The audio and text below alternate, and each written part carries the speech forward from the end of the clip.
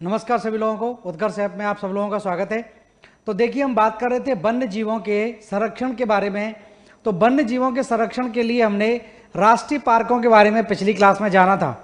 तो राष्ट्रीय पार्कों के थोड़ा सा हम आगे बढ़ाते हैं, फिर उसके बाद हम बात करेंगे पक्षी अभ्यारण्य की, क्योंकि एग्जाम में पक्षी अभ्यारण्य या वन्य जीव अभ्यारण्य से भी आपसे प्रश्न बनते हैं।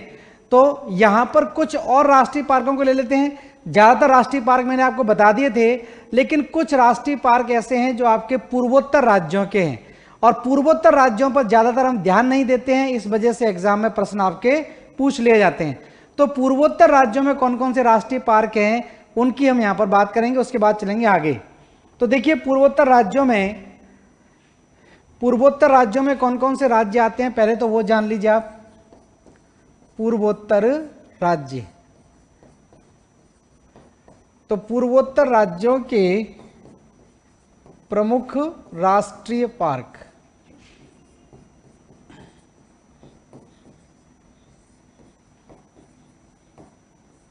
हालांकि राष्ट्रीय पार्क ज्यादातर हमने उसमें जान लिए थे। पूर्वोत्तर राज्यों में कुछ राष्ट्रीय पार्क हैं। देखिए, एक जैसे अरुणाचल प्रदेश के अंदर पड़ता है, अरुणाचल प्रदेश।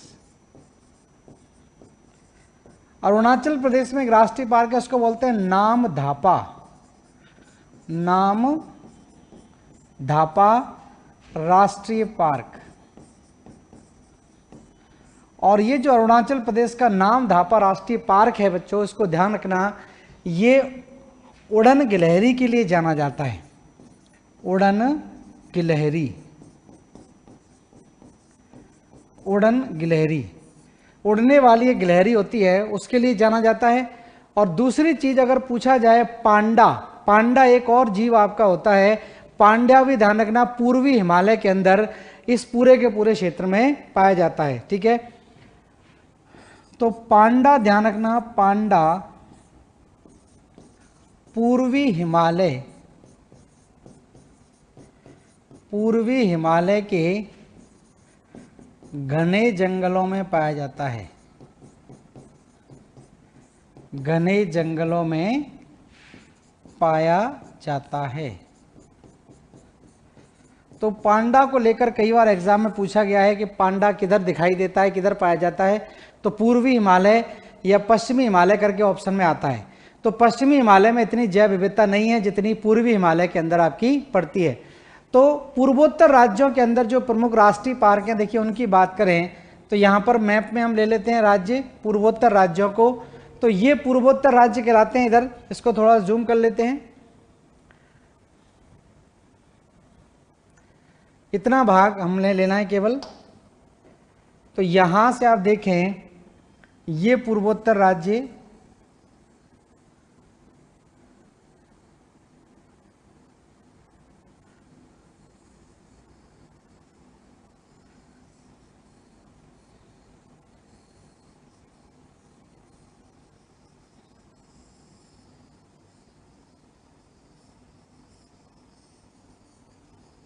इतने हिस्से से हमको मतलब है।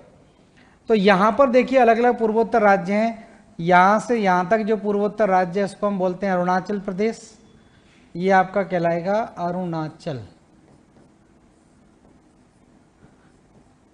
ठीक है, उसके बाद यहां पर राज्य है, इसको हम बोलते हैं नागालैंड।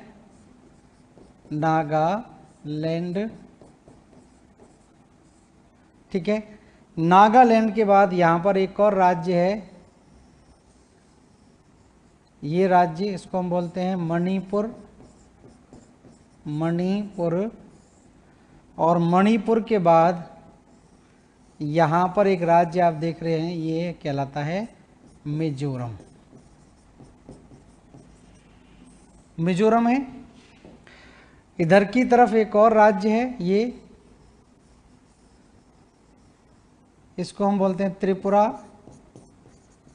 त्रिपुरा, और यहां पर आप देखें, यहां से यहां तक एक राज्य है, इसको बोलते हैं मेघालय। तो ये कहलाता है मेघालय। और ये जो पूरा हिस्सा आप देख रहे हैं बीच में, ये कहलाता है आपका असम। ये असम राज्य है। तो ये प्रमुख पूर्वोत्तर राज्य हैं। और पूर्वोत्तर राज्यों में बात करें अरुणाचल प्रदेश के अंदर, तो अरुणाचल प्रदेश के अंदर जो राष्ट्रीय पार्क हैं इसमें एक तो नामधापा राष्ट्रीय पार्क, दूसरा दिहांग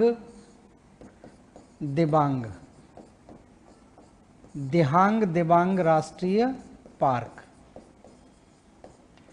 तो ये दो राष्ट्रीय पार्क आपको ध्यान रखने हैं, किससे संबंधित हैं? अरुणाचल प्रदेश से। अरुणाचल प्रदेश के बाद हम बात करें नागालैंड की, तो नागालैंड के अंदर मैंने बताया था इटांकी राष्ट्रीय पार्क।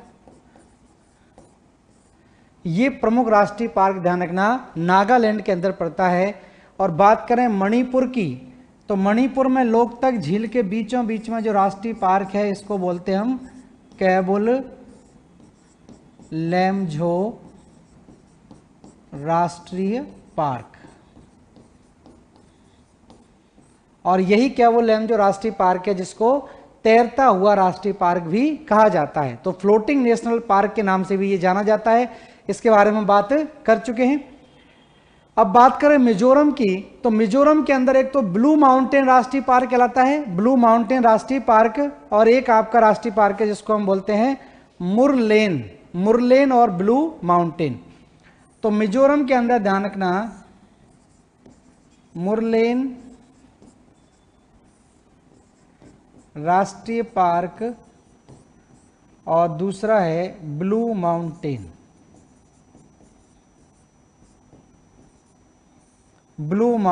राष्ट्रीय पार्क। तो ये दो प्रमुख राष्ट्रीय पार्क आपको ध्यान रखने हैं, किसके बारे में? मिजोरम के बारे में।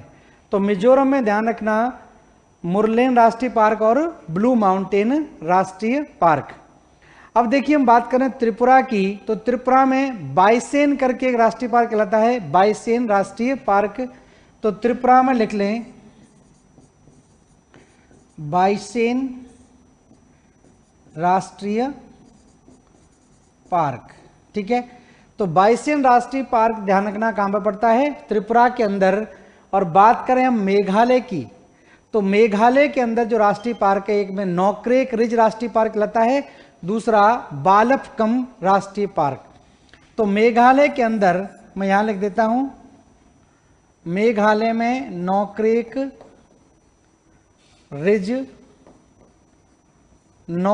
रिज राष्ट्रीय पार्क, और दूसरा है दूसरा लिख लेना, एक तो नोक्रेक मेन है सबसे ज्यादा, दूसरा है बालफकम, दूसरा कहलाता है बालफकम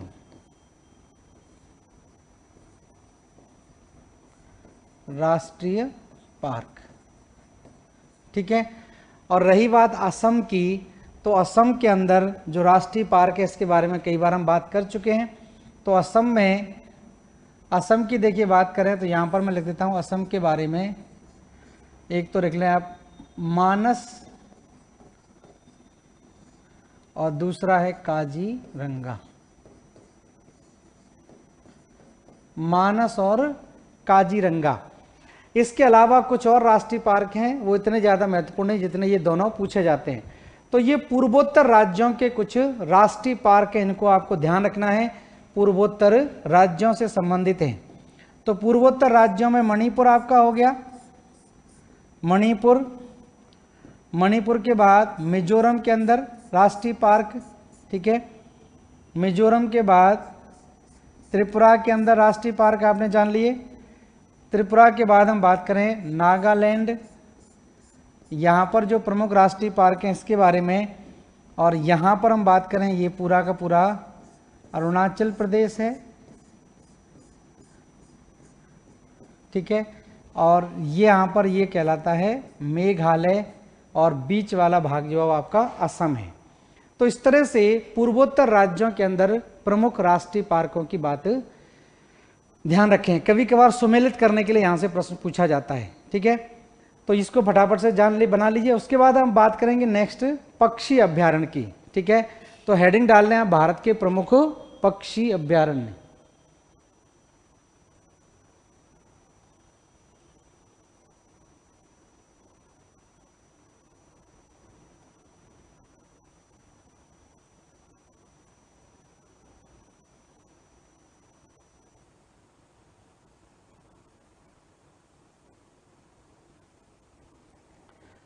तो नेक्स्ट हेडिंग डाल रहे हैं भारत के प्रमुख पक्षी अभ्यारण्य। तो यहीं पर जान लेते हैं सबसे पहले, तो उसको थोड़ा बड़ा कर देते हैं। तो हम बात कर रहे हैं भारत के प्रमुख पक्षी अभ्यारण्य।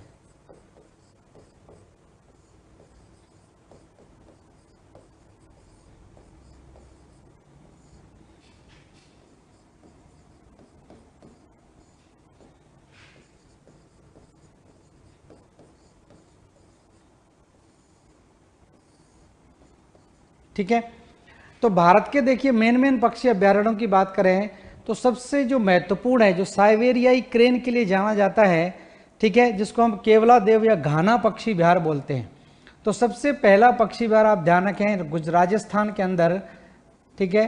तो यहाँ पर एक पक्षी विहार है जिसको आपको ध्यान रखना है, इसको बोलते हैं घाना पक्षी विहार। तो घाना पक्षी विहार ध्यान रखना कहां पर है, राजस्थान में, जो मोस्टली जाना जाता है किसके लिए, साइबेरियाई क्रेन के लिए जाना जाता है।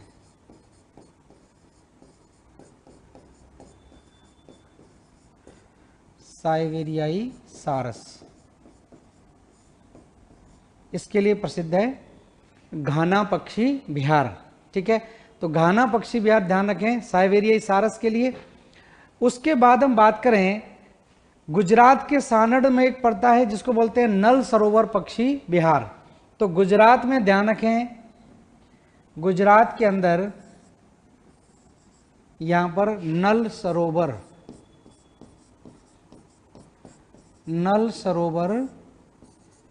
पक्षी विहार, नल सरोवर पक्षी विहार ध्यान रखना कहां पर है, गुजरात के अंदर पड़ता है नल सरोवर। तो नल सरोवर ध्यान रखें गुजरात में पड़ेगा। उसके बाद हम बात करें नेक्स्ट, गुजरात के अंदर ही एक है खिजाड़िया पक्षी विहार। गुजरात में ध्यान रखना खिजाड़िया पक्षी विहार जामनगर में।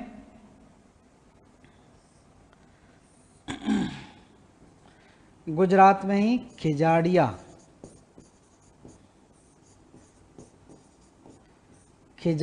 पक्षी विहार। ठीक है, उसके बाद यहीं पर हम बात करें कर्नाटक में, कर्नाटक के अंदर एक मेन जो पक्षी विहार है उसको हम बोलते हैं बांकापुर मोर अभ्यारण्य। ठीक है, तो कर्नाटक के अंदर लिख लेना बांकापुर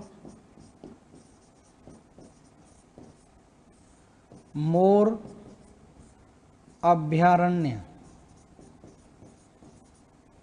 तो बांकापुर मोर अभ्यारण्य ध्यान रखना कहां पर है, कर्नाटक के अंदर पड़ता है।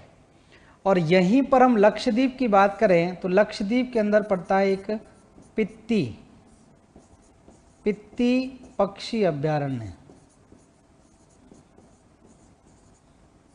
तो पित्ती पक्षी अभ्यारण्य ध्यान रखना कहां पर पड़ता है, लक्षद्वीप के अंदर पड़ता है पित्ती पक्षी अभ्यारण्य। तो पित्ती भी ध्यान रखना इंपॉर्टेंट है, पक्षी अभ्यारण्य है।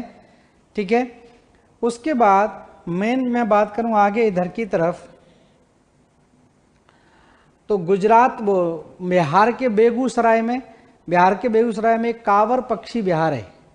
ये बिहार है कांवर पक्षी विहार।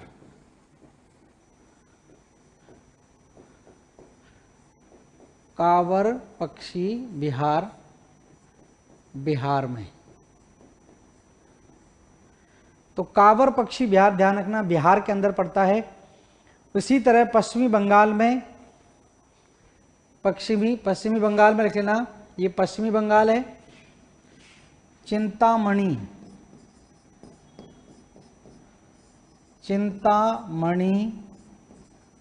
कार पक्षी अभ्यारण्य।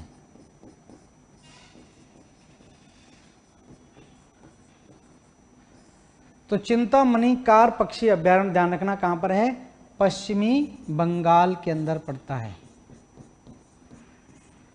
पश्चिमी बंगाल में। तो पश्चिमी बंगाल में मेन ध्यान रखें इसके अलावा उत्तर प्रदेश की हम बात करें तो उत्तर प्रदेश के अंदर पड़ता है बखीरा पक्षी विहार। उत्तर प्रदेश में लिख लेना बखीरा, बखीरा पक्षी विहार, उत्तर प्रदेश। तो बखीरा पक्षी विहार लिख लेना बिहार के अंदर। इसी तरह यहां पर लिख लेना चिल्का, उड़ीसा के अंदर चिल्का पक्षी विहार।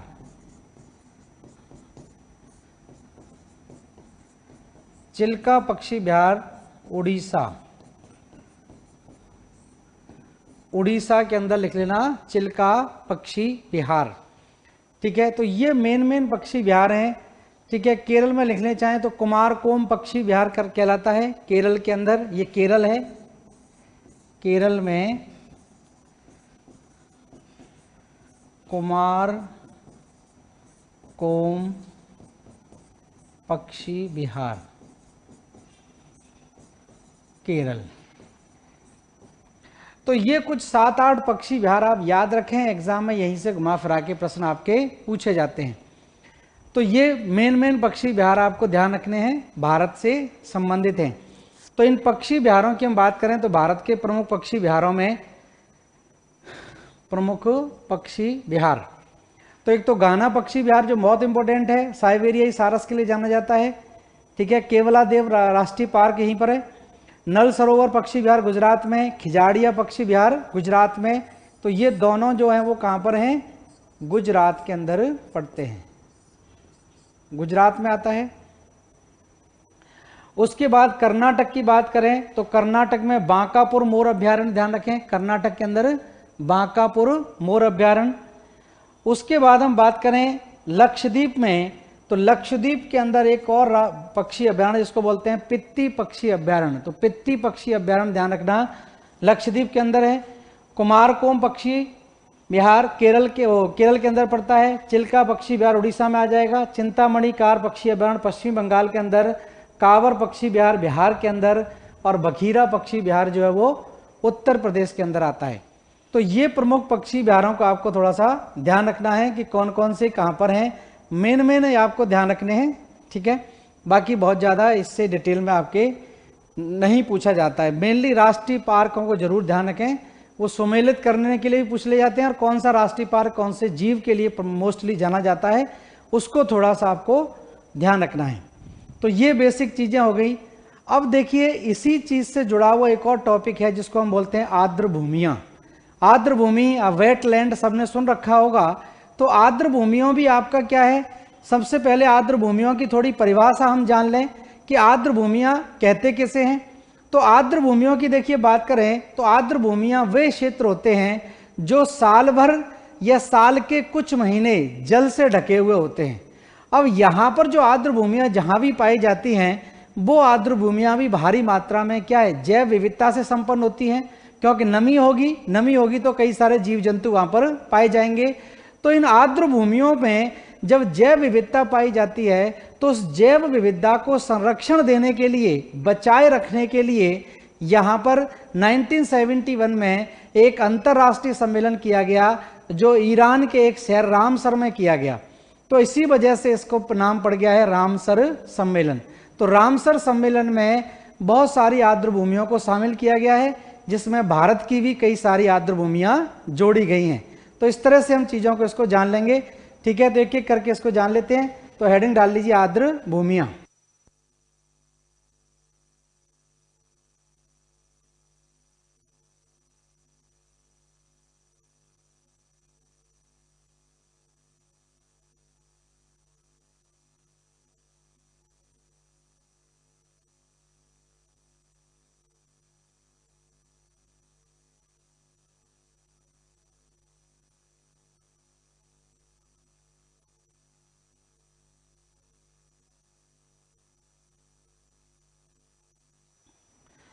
तो हेडिंग डाल लें अब यहाँ पर प्रमुख आर्द्र भूमियाँ।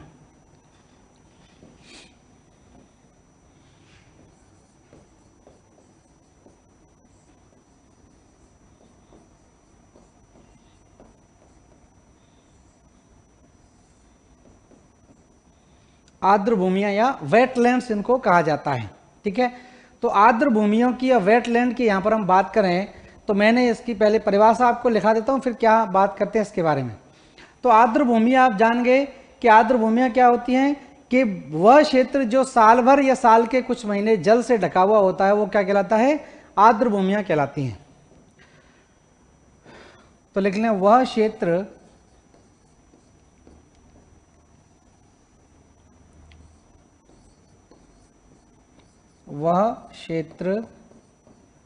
जो वर्ष भर या वर्ष के कुछ महीने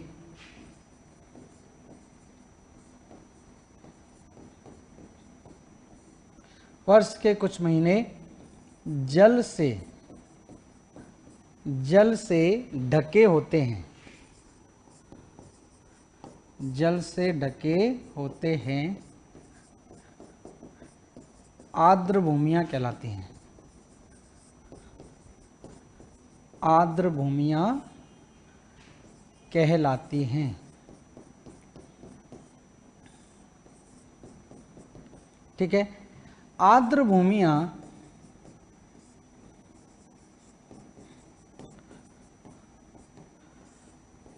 जैव विविधता, आर्द्र भूमियां जैव विविधता से संपन्न होती हैं।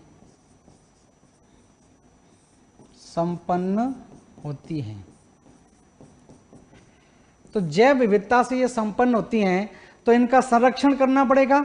तो इनका संरक्षण करने के लिए 1971 में एक अंतर्राष्ट्रीय सम्मेलन किया गया जिसको बोलते हैं रामसर सम्मेलन, तो उसी की हम बात करेंगे। ठीक है, तो इनके संरक्षण हेतु इन भूमियों के संरक्षण हेतु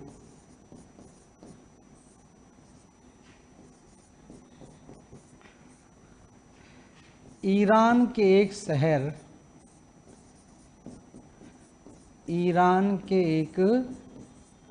शहर रामसर में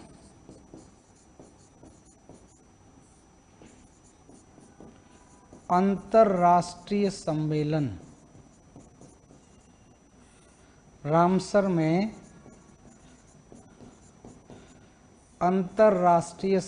का आयोजन किया गया। अंतर्राष्ट्रीय सम्मेलन का आयोजन किया गया, इसलिए इसे रामसर सम्मेलन कहा जाता है। इसलिए इसे रामसर सम्मेलन कहा जाता है। ठीक है, तो रामसर सम्मेलन इसको इसलिए कहते हैं, तो रामसर सम्मेलन इसको नाम दिया गया है। ठीक है, तो रामसर सम्मेलन के बारे में इसलिए के लिए प्रसिद्ध है। ठीक है, तो विश्व भर में देखा जाए तो इसके अंतर्गत कौन कौन से क्षेत्र आते हैं उनको देखा जाए तो जहां भी नमी पाई जाएगी, परिभाषा के अनुसार अगर देखा जाए तो इसके अंदर जो क्षेत्र आएंगे आर्द्र भूमियों में, जैसे आर्द्र भूमियों में आपकी नदियां, झीलें, दलदलीय क्षेत्र, नदियां, झीलें, दलदलीय क्षेत्र, ठीक है, डेल्टाई क्षेत्र। ठीक है, तो इसके अंदर बहुत सारे क्षेत्र हैं, जैसे धान के खेत हैं, धान के खेतों में, मैंग्रोव में, मूंगा क्षेत्रों में, मानव निर्मित झीलें। ठीक है, तो इसमें डेल्टाई क्षेत्र हो गए, मैंग्रोव मानव निर्मित झीलें। ठीक है, धान के खेत आदि, ये सारे के सारे क्षेत्रों को इसके अंदर शामिल किया गया है। तो इस तरह से देखा जाए तो इसमें बहुत सारे भाग इसमें शामिल किए गए हैं। तो विश्व भर में अभी तक 2186 आर्द्र भूमियां शामिल की गई हैं इसके अंदर, 2186। तो यहां पर इतनी सारी आर्द्र भूमियां हैं, उनमें से कुछ भारत में भी हैं, तो उनके बारे में हम बात करेंगे। ठीक है, तो नेक्स्ट देख लें, विश्व भर में 2186 आर्द्र भूमियां घोषित की गई हैं। हालांकि यह संख्या नहीं पूछी जाएगी, घोषित की गई हैं। इनमें से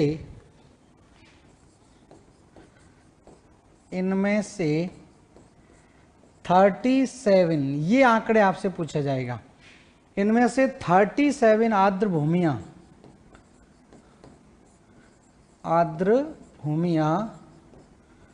भारत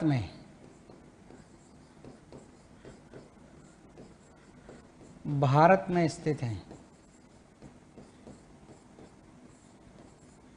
भारत में स्थित हैं।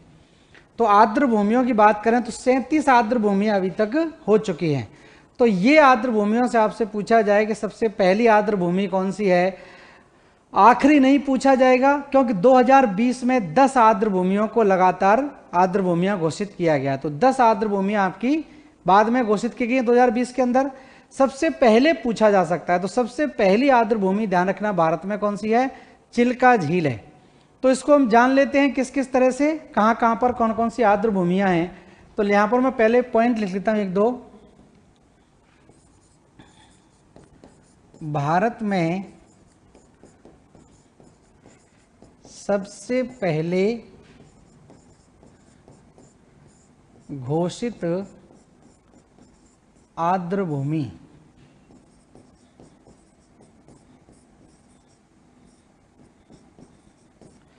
तो सबसे पहले घोषित आर्द्र भूमि 2 आर्द्र भूमियां हैं जो एक साथ घोषित की गई थी। इसमें से एक तो चिल्का झील है और दूसरा केवलादेव राष्ट्रीय उद्यान। तो 1981 में 1981 में 2 आर्द्र भूमियों को घोषित किया गया है। एक तो लिख लें चिल्का झील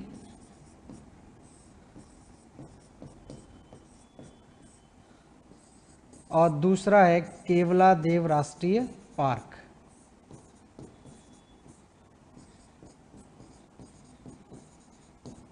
ठीक है, और बात करें हम आगे, वर्ष 2020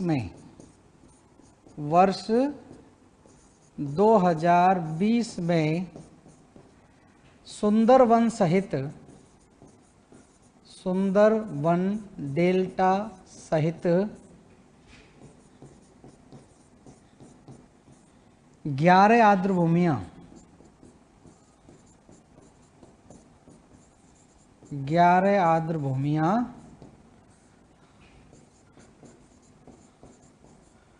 रामसर स्थलों में शामिल की गई हैं। ठीक है, तो 11 आर्द्र भूमियों को जोड़ दिया जाए तो कुल 37 आर्द्र भूमियां अब हो चुकी हैं। तो 37 जो है वो इसके अंदर अब आती है। कौन कौन सी हैं, इसको थोड़ा सा मैप पर जान लेंगे तो आसानी हो जाएगी समझने के लिए। तो देखिए, कुछ आर्द्र भूमियों की मैं बात करूं, मेन आर्द्र भूमियां मैप के अनुसार जान लेते हैं। ये भारत का मैप है। तो सबसे पहले जो आर्द्र भूमियां शामिल हुई हैं उसमें एक तो चिल्का झील है और दूसरी केवलादेव है। तो यहां पर देखिए, हम बात करें, ये उड़ीसा है और यहां पर एक झील दिखाई दे रही है, इसको बोलते हैं चिल्का झील।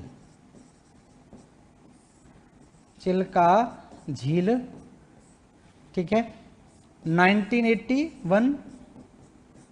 1981 में चिल्का झील भी शामिल की गई है और 1981 में ही राजस्थान के अंदर केवलादेव राष्ट्रीय पार्क,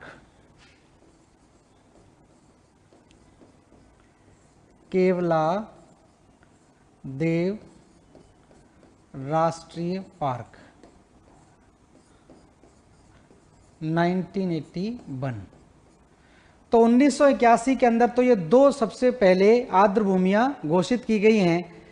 उसके बाद हम बात करें और जो है 1990 के अंदर, 1990 में जो कुछ आर्द्र भूमियां घोषित की गई हैं, तो 1990 के अंदर ध्यान रखना सतलुज और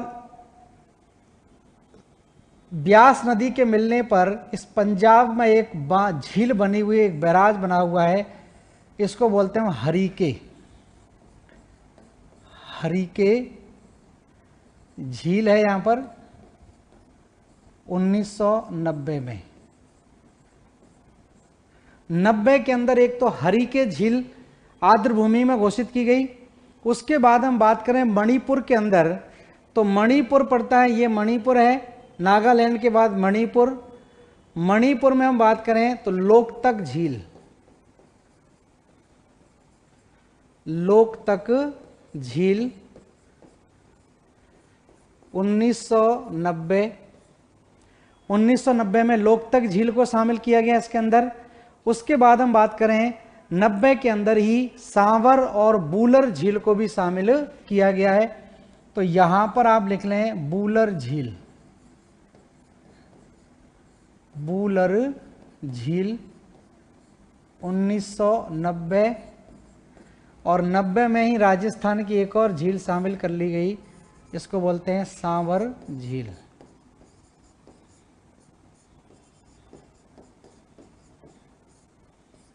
(1990) तो ये तो 90 के अंदर रामसर की भूमियों में इसको शामिल किया गया 1990 के अंदर। ठीक है, बूलर झील हो गई जम्मू कश्मीर के अंदर सबसे बड़ी मीठे पानी की झील, आप जानते ही हैं। मणिपुर के अंदर सबसे प्रसिद्ध है, लोकतक झील है। उसके बाद हम बात करें पंजाब के अंदर 2002 के अंदर फिर कुछ और आर्द्र भूमियों को शामिल किया गया है। तो वर्ष 2002 के अंदर एक कांजिल झील पड़ती है पंजाब के अंदर, जो बहुत महत्वपूर्ण है। ठीक है, तो ये पंजाब है। तो 2002 में देखिए पंजाब के अंदर, मैं इधर लिख देता हूं, पंजाब में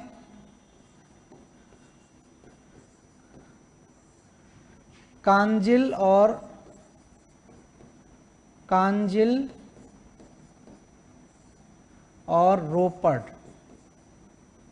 रोपड़ झील,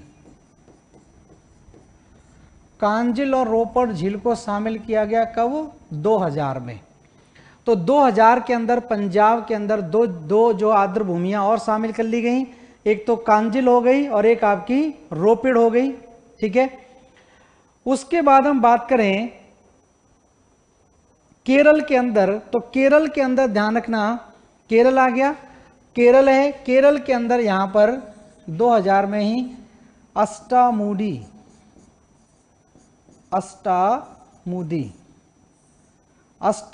झील, अष्टा माने होता है 8 और मुदी माने होता है भुजाएं, तो 8 भुजाओं वाली झील कहलाती है। तो अष्टामुदी झील शामिल की गई 2000 के अंदर ही। और यहां पर उड़ीसा के अंदर भितरकनिका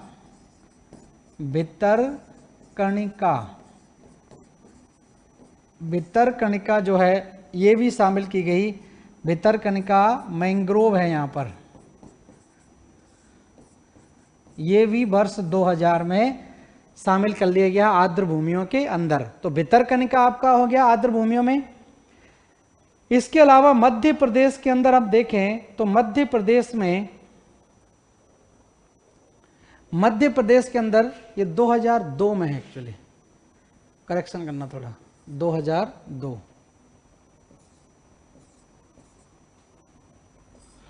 वर्ष 2002।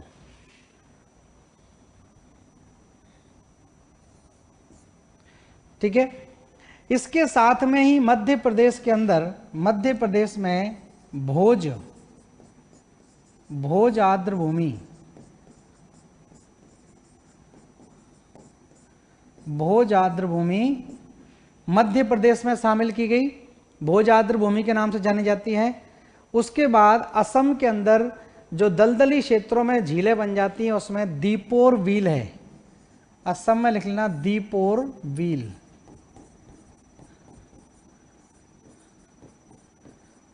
दीपोर व्हील असम में, ये भी 2002 के अंदर शामिल की गई है।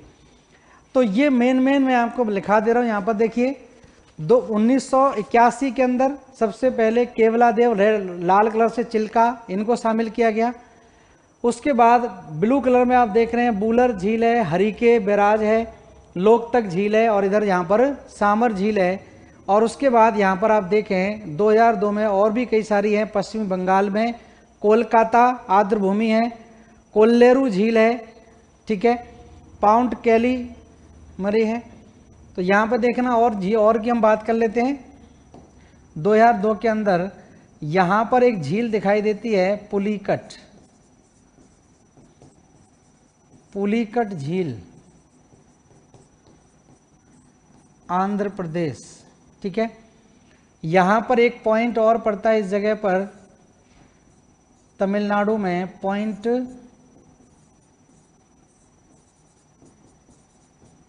कैलीमरे तमिलनाडु।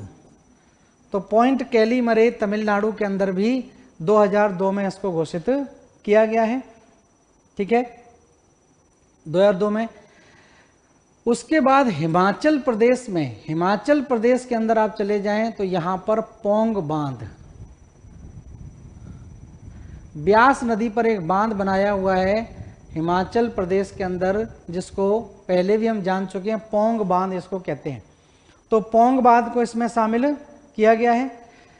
बेम्बनाद, ठीक है, अस्तामुदी झील जब यहां पर शामिल की गई तो इसके साथ में ही यहां पर एक और झील है, इसको बोलते हैं बेम्बनाड। तो बेम्बनाड और अस्तामुदी दोनों झीलें आपकी आती हैं केरल से। तो केरल के अंदर बेम्बनाड और अस्तामुदी झीलें इसके अंदर आ जाती हैं, ठीक है। तो कुछ तो इसमें अंदर आपकी आ गई। उसके बाद एक और मैप ले लेते हैं, उसमें और हम जान लेते हैं। तो ये तो 2002 के अंदर शामिल की गई थी, जो मैंने पिंक कलर में बताई है। जितनी भी पिंक कलर में झीलें हैं वो 2002 के अंदर आर्द्र भूमियों में शामिल की गई हैं। यहां पर मैं हेडिंग डाल देता हूं, भारत की प्रमुख आर्द्र भूमियां, भारत की प्रमुख आर्द्र भूमियां।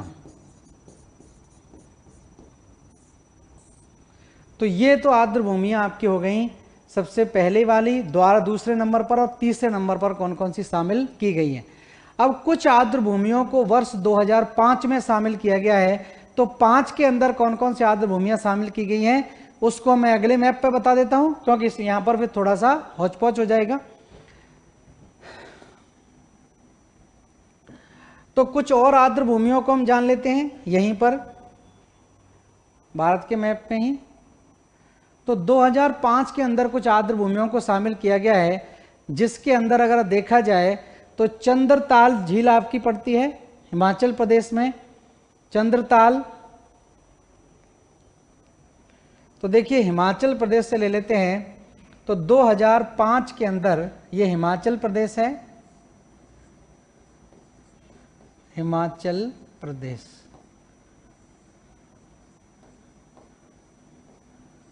तो हिमाचल प्रदेश में एक तो लिख लेना चंद्रताल, चंद्रताल, और एक लिख लेना रेणुका, चंद्रताल और रेणुका झील। इन दोनों झीलों को शामिल किया गया है 2005 के अंदर आर्द्र भूमियों में। तो हिमाचल प्रदेश के अंदर चंद्रताल और रेणुका, ध्यान रखना, 2005 के अंदर शामिल की गई है। और इसके ऊपर अगर देखें जम्मू कश्मीर के अंदर ही, जम्मू कश्मीर के अंदर एक आर्द्र भूमि और शामिल की गई, इसको बोलते हैं होकेरा आर्द्र भूमि। जम्मू कश्मीर होकेरा,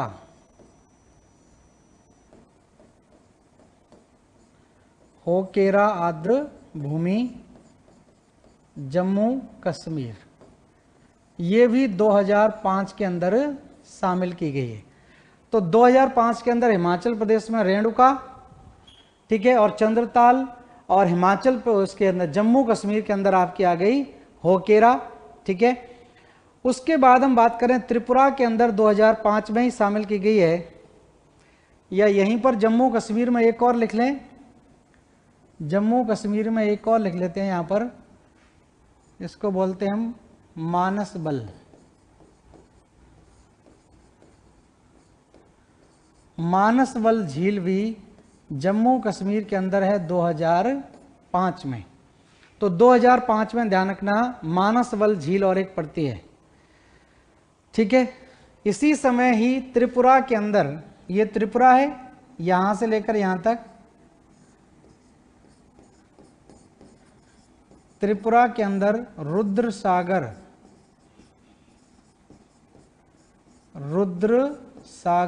झील 2005 में शामिल की गई है। तो त्रिपुरा के अंदर ध्यान रखना रुद्र सागर झील भी 2005 के अंदर घोषित की गई है, ठीक है। और उत्तर प्रदेश के अंदर ऊपरी गंगा नदी, यहां पर हम ले लेते हैं उत्तर प्रदेश में एक पॉइंट, ऊपरी गंगा,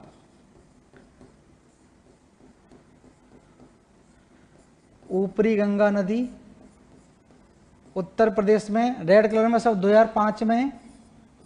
गुजरात में नल सरोवर गुजरात, तो नल सरोवर गुजरात के अंदर यहां पर शामिल की गई है। नल सरोवर ध्यान रखना है साथ में ही। उसके बाद ये तो नल सरोवर आपकी 2012 के अंदर शामिल की गई, 2012, बाकी सारी 2005 में। अब इसके बाद 2020 के अंदर यहां पर सुंदरबन डेल्टा,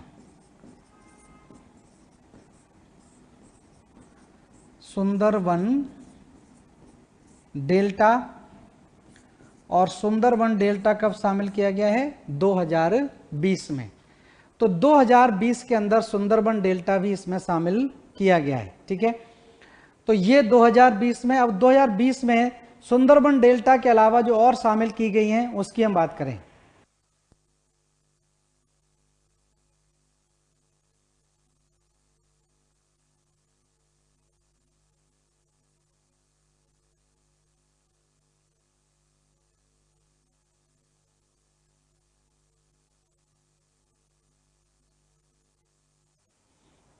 ठीक है, तो ये आपको ध्यान रखने हैं। अब इसके बाद जो 10 नई आर्द्र भूमियां जोड़ी गई हैं, हम उसके बारे में भी थोड़ा बात कर लेते हैं, क्योंकि 10 नई आर्द्र भूमियां आपसे पूछी जा सकती हैं कि कौन से राज्य की है और कहां पर इसको जोड़ा गया है, ठीक है। तो मेनली जो आर्द्र भूमियां हैं वो ध्यान रखना, उत्तर प्रदेश में जोड़ी गई हैं सबसे ज्यादा 10 नई आर्द्र भूमियां, और पंजाब के अंदर आती है ज्यादातर, ठीक है। तो 10 नई आर्द्र भूमियों की हम बात करें, 10 नई आर्द्र भूमियां,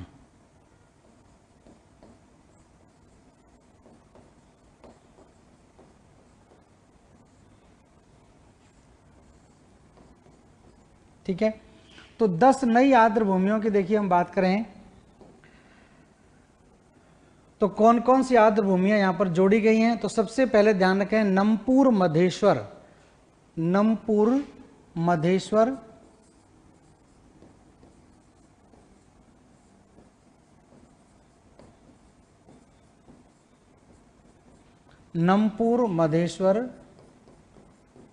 Nashik Maharashtra.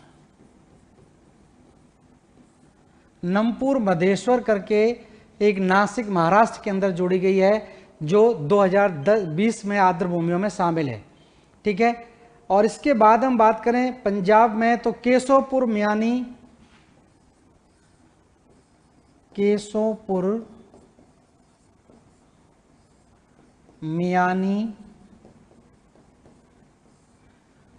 Community reserve, community reserve, Keshavpur Miani community reserve ये पड़ता है गुरुदासपुर, और गुरुदासपुर कहाँ पर पड़ता है? पंजाब में। ठीक है, तो पंजाब में और उत्तर प्रदेश में ही सबसे ज़्यादा 10 आर्द्र भूमियाँ हैं। वैसे भी आर्द्र भूमियों की सबसे ज़्यादा संख्या उत्तर प्रदेश में, उसके बाद पंजाब में पड़ती है। ठीक है, उसके बाद ब्यास संरक्षण रिजर्व,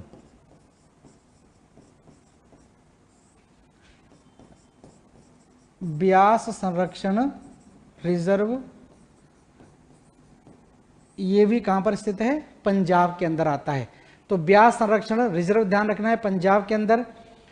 उसके अलावा पंजाब में ही है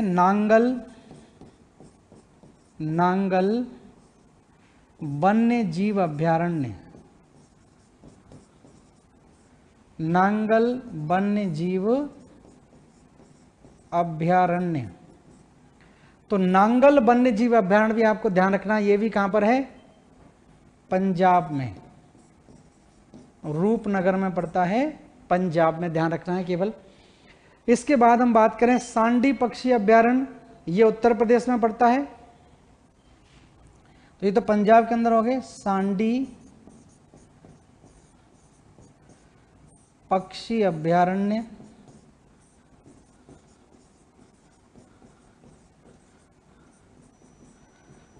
तो सांडी पक्षी अभयारण्य ध्यान रखें हरदोई में पड़ता है उत्तर प्रदेश में। अगर यूपी पीसीएस का एग्जाम दे रहे हैं तो ये पूछा जाएगा आपसे, हरदोई उत्तर प्रदेश। तो उत्तर प्रदेश के हरदोई जिले में सांडी या सैंडीला जिसको कहा जाता है ये आपका पड़ता है।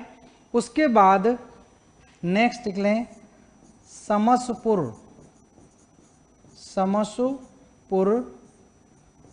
पक्षी अभयारण्य,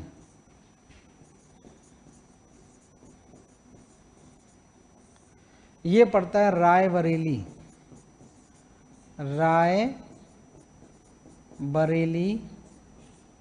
उत्तर प्रदेश। तो समसपुर पक्षी अभयारण्य ध्यान रखना रायबरेली में पड़ता है, रायबरेली उत्तर प्रदेश के अंदर। उसके बाद उत्तर प्रदेश के उन्नाव जिले में नवाबगंज पक्षी अभयारण्य है, इसको भी इसमें शामिल किया गया है। तो नेक्स्ट लिख लें नवाबगंज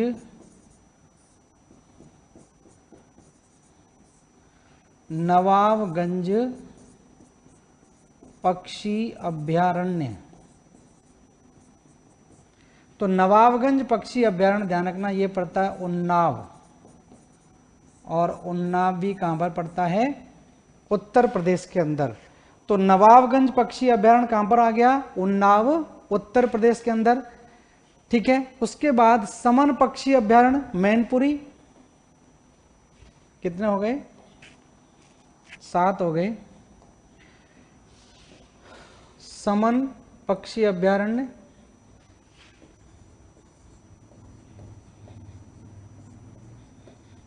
समनपुर पक्षी अभयारण्य।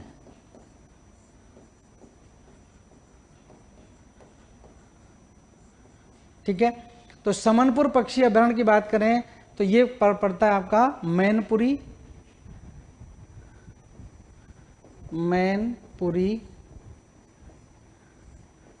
और ये भी कहां पर है? उत्तर प्रदेश के अंदर। उसके बाद पार्वती अर्गा, ठीक है, पार्वती अर्गा,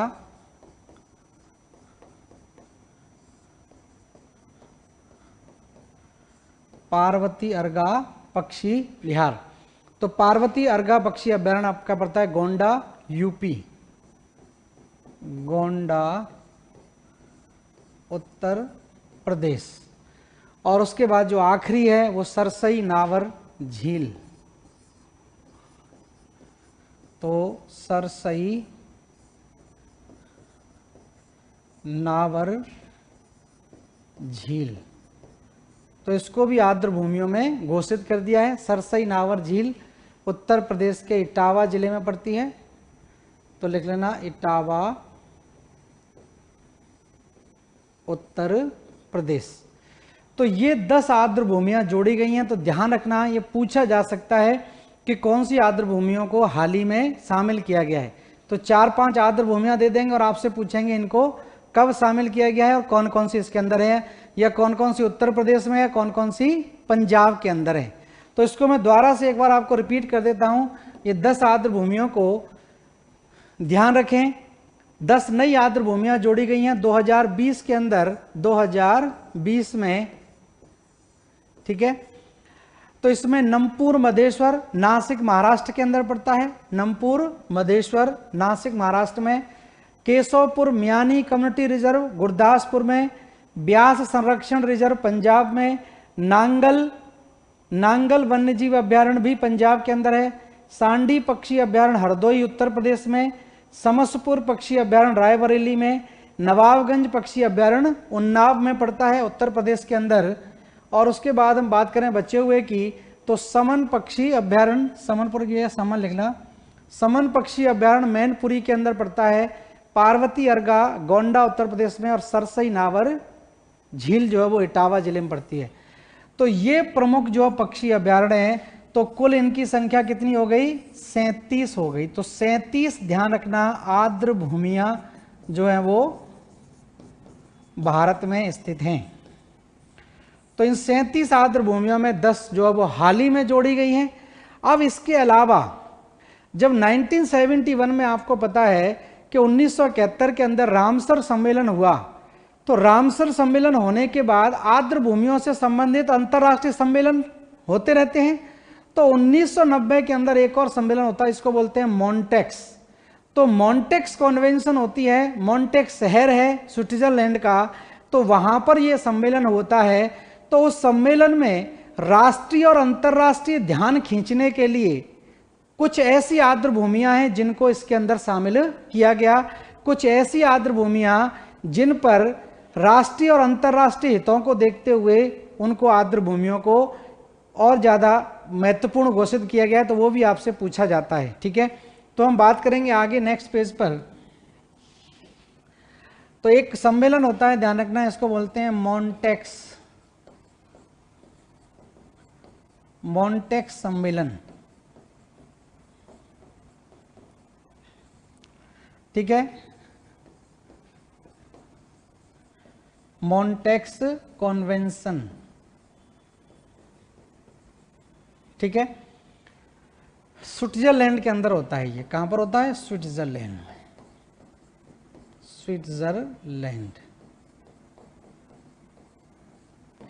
किससे संबंधित होता है ये, आर्द्र भूमियों से ही संबंधित होता है। तो आर्द्र भूमियों से ही संबंधित ये सम्मेलन है मॉन्टेक्स 1990, ठीक है। तो लिख लेना यहां पर आर्द्र भूमियों के संबंध में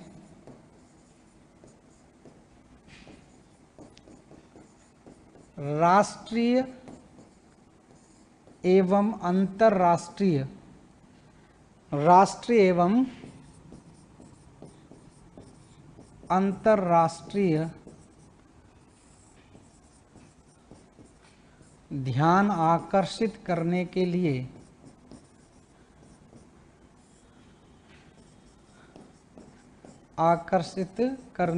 लिए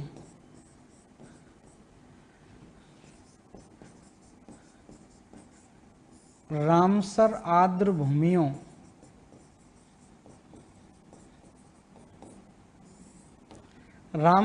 भूमियों में से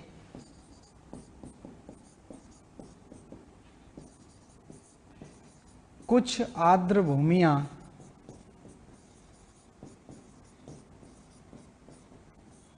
मॉन्टेक्स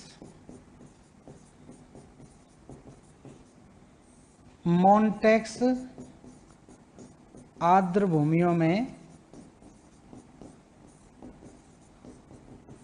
शामिल की गई हैं,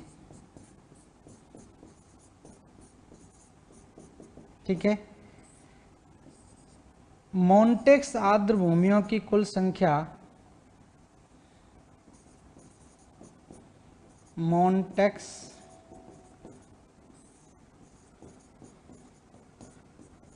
आर्द्रभूमियों की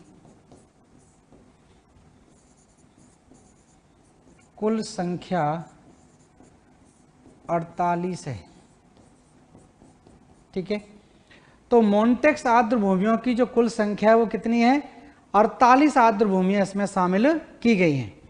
अब ये जो 48 आर्द्रभूमियां इसके अंदर जो शामिल की गई हैं, इनमें से कुछ भारत में भी है, कुछ प्रेजेंट में है, कुछ पहले भी थी। प्रेजेंट में 2 ही हैं भारत के अंदर। पहले चिल्का झील को भी शामिल किया गया था 1993 में। तो चिल्का झील में जब गाद जमा हो गई थी तो इसको साफ किया गया, तो इसको फिर हटा दिया गया बाद में। तो ठीक है, 1993 में सबसे पहले चिल्का झील को शामिल किया गया था, बाद में उसको इस लिस्ट से हटा दिया गया। ठीक है, तो मैं यहां पर आगे लिखता हूं इसी को आगे। मोन्टेक्स आर्द्रभूमियों के अंतर्गत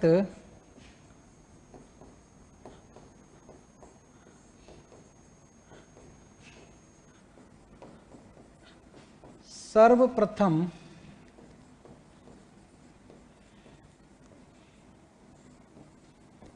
भारत की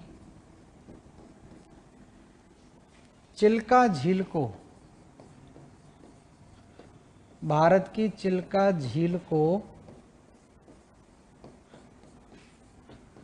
शामिल किया गया। ठीक है, 1993 में। तो 1993 में चिल्का झील को शामिल किया गया था। बाद में चिल्का झील को शामिल किया गया था क्योंकि भारी मात्रा में सिल्टेशन हो गया था, गाद जमा हो गई थी झील में। तो इसके तहत इस झील को फिर क्या किया गया? गाद को हटा दिया गया। तो बाद में इसको इस लिस्ट से हटा दिया गया। ठीक है, तो वर्तमान में चिल्का झील वर्तमान में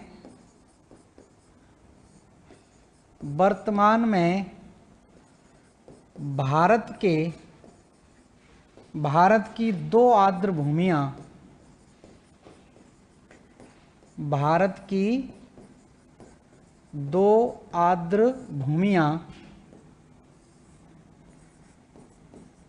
इसके अंतर्गत आती हैं। 2 आर्द्र भूमियां इसके अंतर्गत आती हैं।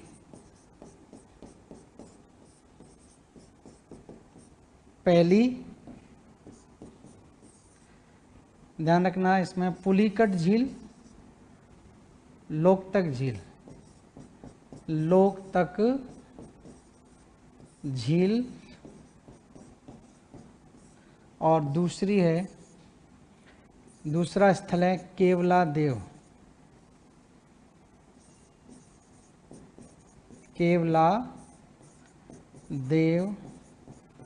राष्ट्रीय पार्क, भरतपुर, राजस्थान और ये मणिपुर। तो ये स्थिति आपको थोड़ी सी ध्यान रखनी है। ठीक है, तो यहाँ पर ये बहुत इंपॉर्टेंट है मोन्टेक्स, क्योंकि मोन्टेक्स में हाल ही में भारत की 2 आर्द्र भूमियों को शामिल किया गया है। और ये 2 आर्द्र भूमियाँ कौन कौन सी हैं? एक तो लोकतक झील है और दूसरी आपकी कौन सी है? केवलादेव राष्ट्रीय पार्क। तो ये 2 आर्द्र भूमियाँ इसके अंतर्गत शामिल की गई हैं, मोन्टेक्स और केवलादेव। पहले चिल्का झील को शामिल किया गया था 1993 में। 1990 के बाद तो चिल्का झील जो है वो हटा दी गई, क्योंकि चिल्का झील अब पूरी तरह साफ हो चुकी है, सिल्टेशन के कारण इसको शामिल किया गया था। तो ये था वन्य जीवों से संबंधित आपका टॉपिक यहाँ पर समाप्त होता है। मुझे उम्मीद है लगभग सारी चीज़ें इसके अंदर कवर हो गई होंगी। नेक्स्ट क्लास में मिलते हैं। धन्यवाद सभी लोगों का, थैंक यू।